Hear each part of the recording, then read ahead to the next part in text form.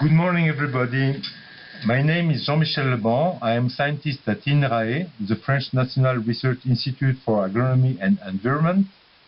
I have prepared this talk with Gilles Duchesnois, professor at the School of Architecture of Nancy, and with Jean-Denis Lanvin, researcher at IFCBA Bordeaux. I am acting as co-editor-in-chief of Annals of Forest Science, and I kindly invite you to submit your manuscript to our journal, as we are used to publish papers in the field of wood science. The objective of this short presentation is to answer the following question. What is the best timber for construction? Another formulation of this question could be, for construction purposes, do you prefer timber from slow-grown trees or timber from fast-grown trees? For trying to answer this question, I will first remind us why using wood is good. Using wood products is good to mitigate climate change. On these graphs, extracted from a paper published by Chadwick et al., we can see that the amount of carbon dioxide stored in forest stands increases with stand age, and as soon as trees are harvested, an amount of CO2 is stored in the wooden product as well. On this graph, we can see that there is a reference scenario named the uncut forest scenario.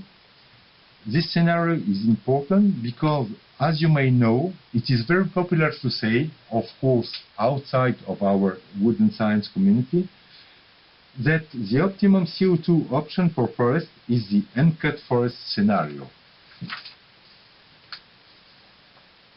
By publishing this paper, Chadwick et al. Came to the three important following conclusions.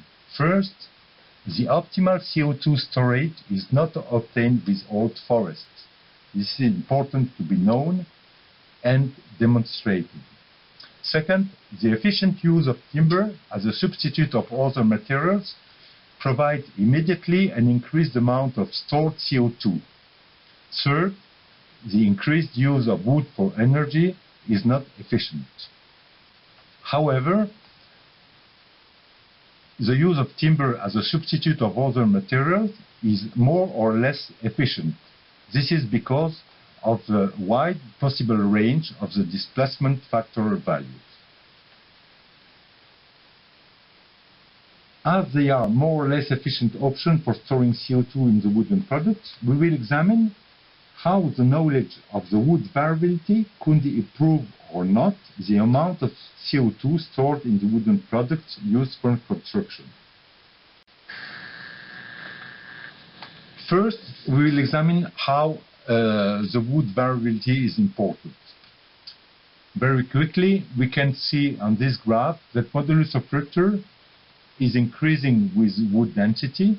However, modulus of rupture can vary from 10 megapascal up to more than 80 megapascal. Second, we can see on the other graph that, for instance, modulus of elasticity, the second important wood property, is variable as well.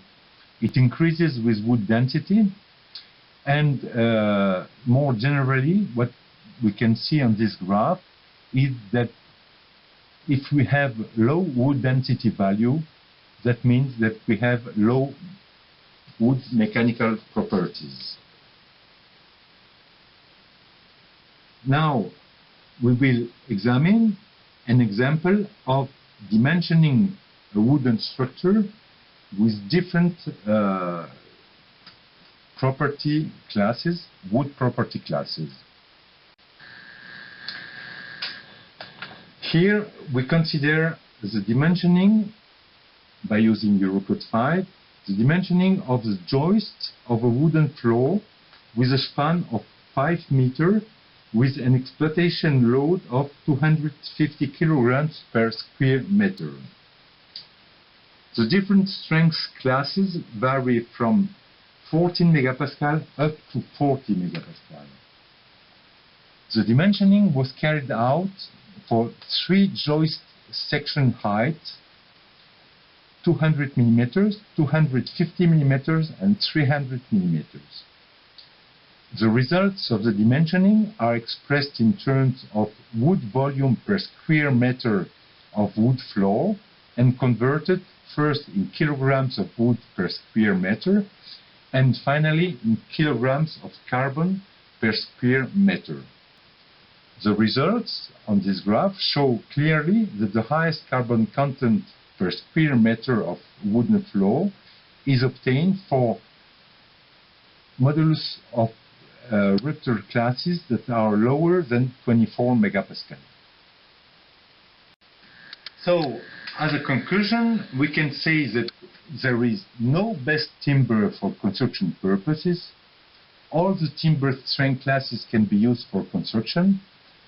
The use of low strength quality classes would permit to allocate timber now used for packaging to construction and therefore increase the amount of the carbon stored in the end products. This means that a higher proportion of the wood harvested volume will have an increased lifetime. The calculation of the displacement factor should account for the wood property variability. This is not yet the case today. And as a consequence, it appears necessary that both engineers and architects will design construction models that incorporate the maximum volume of low-quality timber. Using wood products is good to mitigate climate change. However, it is necessary to demonstrate that this assumption is true by providing innovation and by providing new knowledge for both sequestration and substitution strategy. Thank you for your attention.